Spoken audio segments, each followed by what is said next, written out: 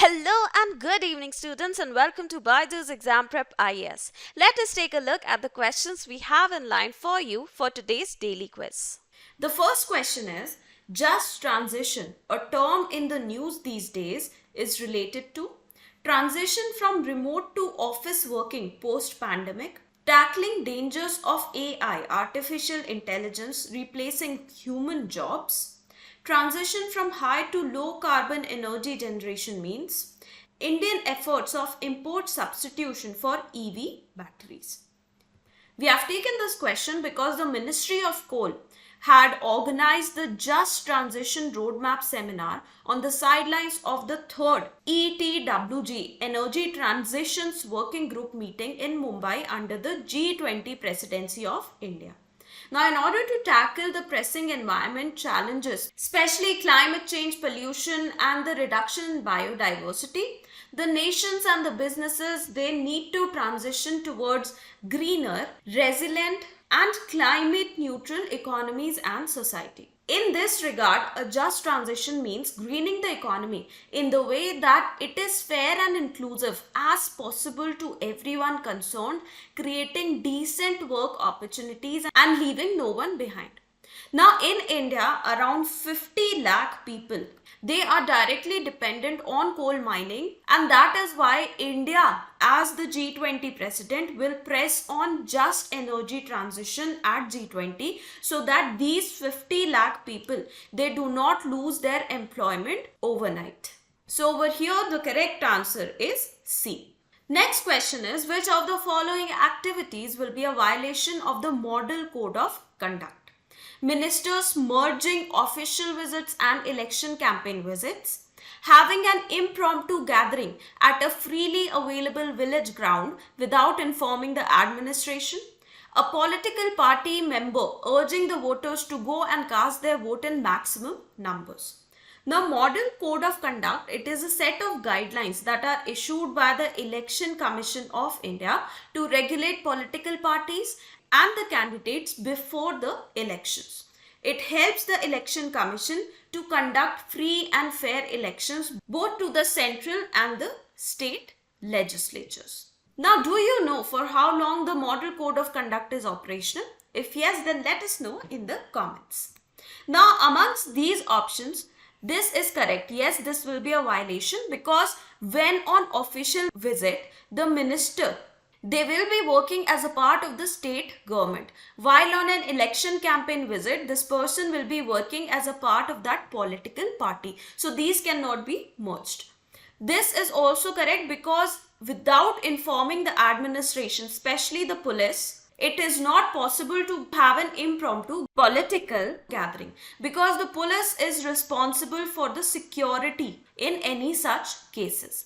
This, however, is incorrect. This will not be a violation of Model Code of Conduct because asking all the voters to go and cast their votes in maximum number, it is something that is actually needed in a democracy. However, if the political party member asks a specific religious group, a specific caste group to cast their votes for them, then in that case, that will be a violation of Model Code of Conduct. So over here, your correct answer is A.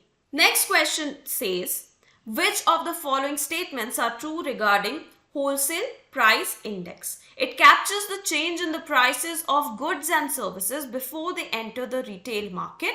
It is used by the Reserve Bank of India for inflation targeting. Now, according to the latest figures, the Wholesale Price Index of India has now turned negative. So, what is Wholesale Price Index?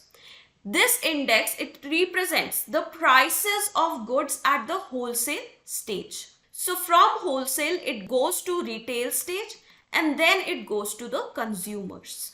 So when the goods are sold in bulk and traded between organizations instead of consumers, then that is wholesale stage. So this stage, the prices of goods at this stage, they are in the wholesale price index, and those in this stage, they are in the consumer price index. Now please note that wholesale stages, they are applicable only on goods and not on services.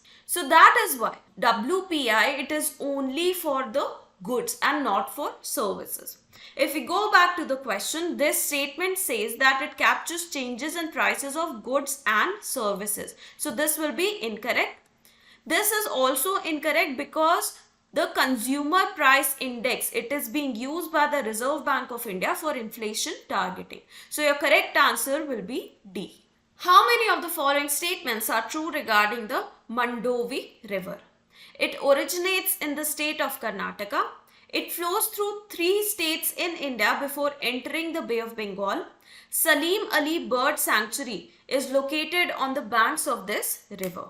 Now Mandovi River, it is a very important river for the state of Goa. It is also known as the lifeline of that state. The origination or the source of this river, however, is in Karnataka at a place known as Bhimgad.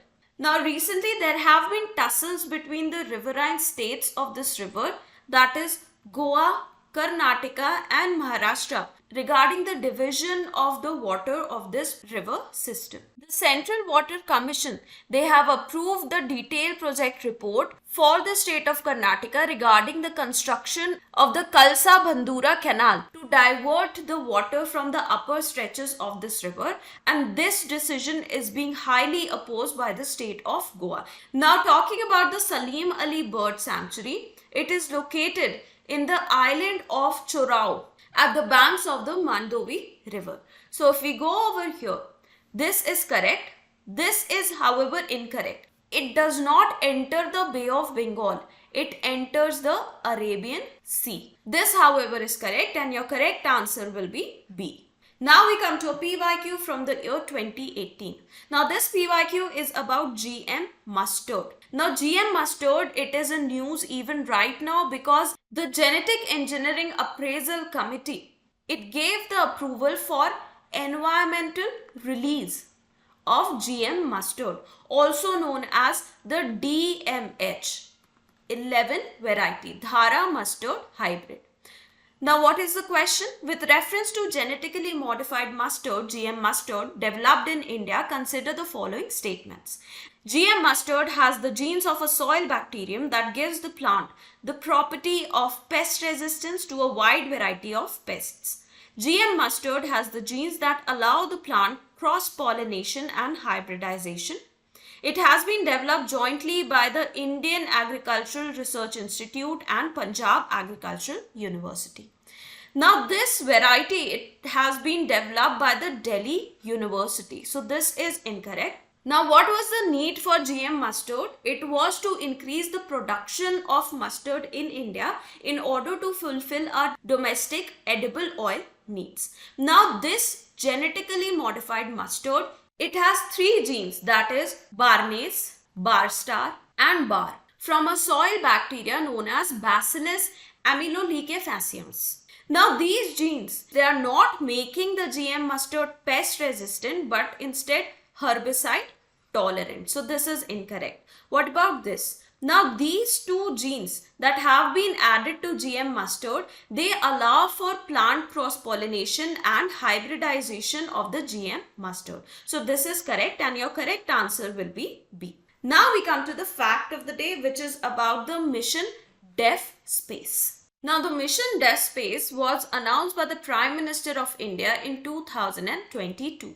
Recently, the first contract under the mission DefSpace was signed in New Delhi. Now what is this mission? It is a mission to develop innovative solutions for the 3 services of India, that includes the Air Force, Navy and Army in the space domain, with the help of Indian industry and the startups. Now under this mission, 75 challenges are being opened to get innovative solutions based on the defense requirements in the space domain. Startups, innovators and the private sector, all of them, they will be invited to provide solutions for all these challenges. The biggest aim is to develop a range of military applications for space warfare to enable the private industries to offer solutions to the armed forces for any kind of offensive or defensive requirements. Now, another thing about this mission DefSpace is that these defense applications that will be developed under it, they will not only be helpful for India, but they can also be shared to foreign friendly nations depending upon the policies of the government of India. So that is all about today's daily quiz. I hope you were able to understand all the concepts. So do not forget to like the video, share it and subscribe to our YouTube channel for more such content. Thank you very much and have a very good day ahead.